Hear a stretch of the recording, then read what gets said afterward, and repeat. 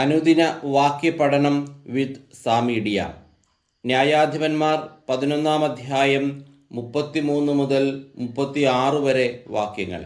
വാക്യം 33: അരോവർ മുതൽ മിന്നത്തിനു സമീപം വരെയും ആബേൽ കെരാമീം വരെയും 20 പട്ടണങ്ങളിൽ അവൻ അവരെ വകവരുത്തി. വലിയ കൂട്ടക്കൊല നടന്നു. അമ്മോന്യർ ഇസ്രായേലിന് കീഴടങ്ങി.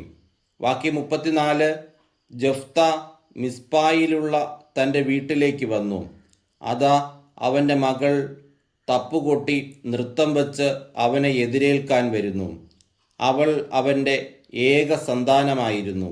വേറെ മകനോ മകളോ അവനില്ലായിരുന്നു. വാക്യം 35: അവളെ കണ്ടപ്പോൾ അവൻ വസ്ത്രം കീറിക്കൊണ്ട് പറഞ്ഞു, അയ്യോ മകളെ, നീ എന്നെ ദുഃഖത്തിലാഴ്ത്തിയല്ലോ. നീ എന്നെ വല്ലാത്ത വിഷമത്തിലാക്കിയിരിക്കുന്നു. ഞാൻ കർത്താവിന് വാക്കുകൊടുത്തുപോയി. നേർച്ചയിൽ നിന്ന് പിന്മാറാൻ എനിക്ക് സാധിക്കുകയില്ല.